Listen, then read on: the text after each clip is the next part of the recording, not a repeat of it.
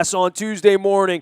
We had lost two giants in the sports world. Pat Summitt, of course, of Tennessee, who I did not know. I had never known. Dana Johnson from Western played for her. It's my only connection to Pat Summitt. But Buddy Ryan died later in the morning, and I got out of yoga class soaking wet and saw that Buddy had died. And I started to call around, and this guy knew Buddy, and I knew him as a fan of the Philadelphia Eagles in the late 80s and a season ticket holder up in Section 721 behind home plate. Howard Eskin, my dear friend from Philadelphia, joins us here. And, of course, you can follow his journey on Twitter at Howard Eskin, as well as at Fox 29 TV and longtime sports lover at IP Radio in Philly. Howard, we lost Buddy. Man, I mean, Buddy's eternal to me, man. I love that guy. You know what? He's been sick now for a few years, and you didn't really see him around, and you kind of lost track, but I knew he had been sick. I'm not sure what he had, but whatever it was obviously wasn't good. But, yeah, he was different era. I don't know. The Philadelphia fans loved him because he was just said whatever he wanted to say. He was like them. He was loud. He was obnoxious. He was perfect for Philly. I know, but here's the thing, and today you just talk about why he was so loved by people. He was loved because he would say anything, and these people here love that. But he never won a playoff game. So, right. You kind of look at that and you say, my gosh, he was just so much fun to watch. Now, if he'd have lasted longer, I don't know how long they would have put up with it. But it doesn't to me had nonetheless, the people here in Philadelphia really love the guy. If you kind of rank coaches, you'd put him behind Dick Vermeil as far as the love, because they just didn't love Andy Reid, even though he was successful, because he didn't have the personality that they liked, and that's the difference. But he was a fun guy to have on the team because he'd rip anybody, whether it was the owner, whether it was people, whether it was positions. Buddy would just go off. So Howard, he left Philly, and I left Philly, and the Ravens came. And in 1998, I hosted a television show with Buddy Ryan and Lawrence Taylor and a tout named Mike Warren. And we would shoot this show at Sheffield Studios up in northern Baltimore County. And Buddy would come in on a plane every week from Louisville, ready to do television. And Lawrence Taylor would come in a limo, stoned out of his mind, with various degrees of women and debauchery like that you could not imagine, but I'm sure you can imagine. And, the thing about Buddy, he would always say to me, I still get letters from those folks up in Philly. They love me in Philly. He would always tell me how much Philly loved him. Yeah, and they did.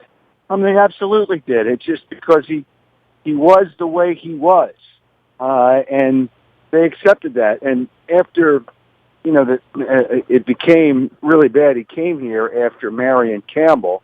Right. Which was what a nice man, but it was a disaster. I'm laughing out loud because I remember those teams, man. But Randall Cunningham was also a life changer. I mean, literally, I got season tickets in '86. I went up there 6 out of the 8 games they were playing for about 6 years. A buddy of mine, we didn't have the Colts anymore, and we had season tickets. We would get pancakes at the Penrose Diner. We would park the car over by that big mausoleum that is now the Eagles complex, that military enclave they had there, and we walked down to the Vet, and the city was on fire with football during that era, man. We would listen to you on the radio. You were doing all sorts of publicity stuff with the team and the Cowboys and all that stuff back in the day. I didn't know you from Adam, but boy, Philadelphia was a lot of fun at that point. It really was. It's still a lot of fun, and it still is all about the Eagles. They don't really care about anything else. You have some, little things here and there, temporary things with excitement. Maybe the Sixers got the number 1 pick. Still going to be a team that'd be lucky to win 30 games. But nonetheless, it's all about the Eagles all the time, and that hasn't changed. And it will never change. But does that go back to him, really? I mean, I get Jaworski, I get Vermeil, but it felt like it picked back up when Buddy Ryan came to town, and it's really the gas has never been let off for these 30 years. Well, there was some bad times with Rich Kotite. Ray Rhodes is a great guy, but as it turned out, in the end, he wasn't a good coach, and I love Ray. But, then Andy Reid came and turned things around. There was only a short period there between Vermeil at the end when the team wasn't winning and Marion Campbell And Buddy Ryan came from a Super Bowl champion. That wasn't even the coach at the Eagles, that the owner at that time by the name of Norman Brayman, that wasn't even the coach that he wanted. He wanted Jim Mora, who coached a team that went to the championship of the USFL, and he won a championship with that team that they went to Baltimore. That was the Baltimore team that never played in Baltimore, Howard. They never spent a day here or a night here. They played in College Park. Yeah, well, whatever the case. I mean, the Giants don't play in New York, so you can't use that. You can't use that excuse. Where have you gone, Chuck Fusina? Is all I can say, right? Well, yeah, but anyway, that's who they wanted. They wanted Jim Mora, and there was something that Norman Brayman changed in the contract. Jim Mora got angry and said, "That's it. I'm done. I'm not coaching here." And then they went after Buddy Ryan, who I guess it's kind of interesting back then. Apparently, nobody else did, but he just came off a Super Bowl championship. So he came here the year after the Bears won the Super Bowl. And that's why Buddy Ryan was here, because Jim Mora didn't like what Norman Brayman changed in the contract. But he came off a Super Bowl, so it got people excited, and Buddy would just, hey, you got a winner in town now. So it just started all that nonsense. But that's what people loved. So, and they always loved to listen to Buddy Ryan. And I don't even know if they believed him, but it didn't matter. It didn't matter. But those teams had capabilities, though, Howard. Those are really good teams. Well, wait a minute. And that's the problem. They were really good teams, so what happened? They were But it wasn't just talk. I mean, it's not like he would talk and they would go 4-12. They were a good team. No, they were a good team defensively, and Buddy's teams were challenged offensively because Buddy he really cared about the defense, because that's where, that was his expertise. Sure. And that was the problem. Hey, listen, Buddy's the guy that benched Randall Cunningham in a playoff game here in Philadelphia. He was 0-3 in playoff games, but the fans, for whatever reason, they didn't care. They just loved the guy. And, hey, listen, he was fun to cover as well. Well, that was a little bit of a glorious era for Eagles football, given the names and the people that were associated with those teams, whether it's Reggie White or Randall Cunningham. I mean, look, man, I don't want to be hard on you, Howard, and I know you've done the math on this. They've never won. So, they're all disposable to me, whether it's McNabb or Jaworski or Randall Cunningham. But maybe I'm attached to those teams because I got in my car over in Dundalk here in Baltimore, with all my Colt stuff in the closet, went up there and kind of like, I never wore Eagle stuff. I was an Oiler fan, but I supported them, and I found them to be a team that if you were at the games, if you were around the team, you felt like they could have won a Super Bowl. People were bought in. There was no doubt about that. Well, they never won a playoff game with Buddy Ryan. There's other coaches that won playoff games, but they never won a Super Bowl. Dick Vermeil got to a Super Bowl, and Andy Reid got to a Super Bowl, and those are the only two guys since the Super Bowl started in the late 60s. So they've only been to 2 Super Bowls, but 2 of those coaches got there, but they didn't win.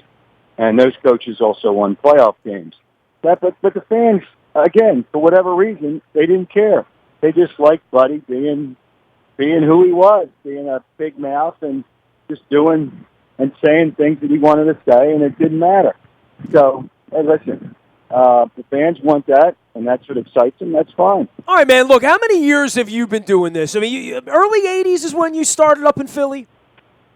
76 is when I first went on the air. Okay, so, by the time Buddy gets there, you're kind of a star on the radio side doing the television thing, and the sports is picking up because Buddy's saying all this crazy stuff, and you got a flashy quarterback that could do things nobody else in the league could do, and a defense and all that. 30 years later, we sit here, man, and talk about this stuff. And really, because when you start to lose these people, and we've, certainly in Baltimore, we've had our share. I've been on the phone with San Diego all week where, Junior Seau and Tony Gwynn are long gone.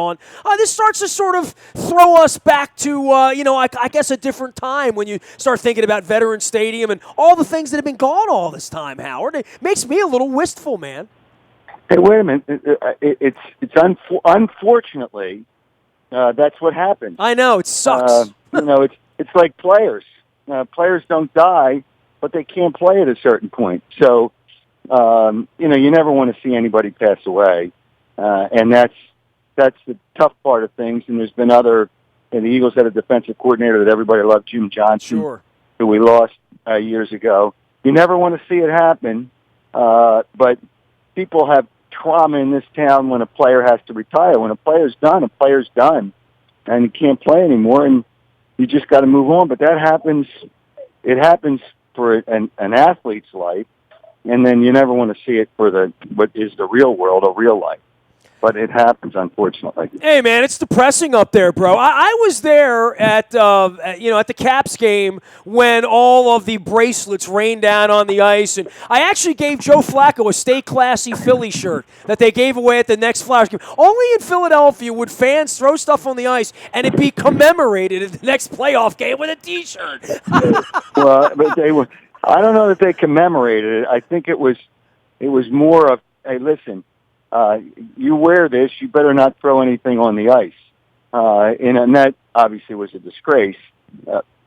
And they'll say it was only a small percentage. And in essence, it was a small percentage, but anything over 2 people is not good. But it was probably like a couple of hundred people.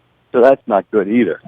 Well, yeah. I mean, I sat up on the top, and they were kind of raining down. And, I have my own love-hate affair with Philadelphia, as you well know, Hal. But that was a rough one to be there. But Philly's got off to a decent start. I don't know what's going to happen and what McPhail is doing up there. And I know they're getting rid of those contracts, but it hasn't been all awful all the time. At least it started okay.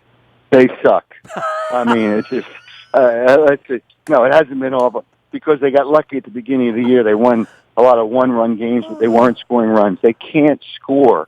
They have trouble scoring, and now the starting pitching was, above average.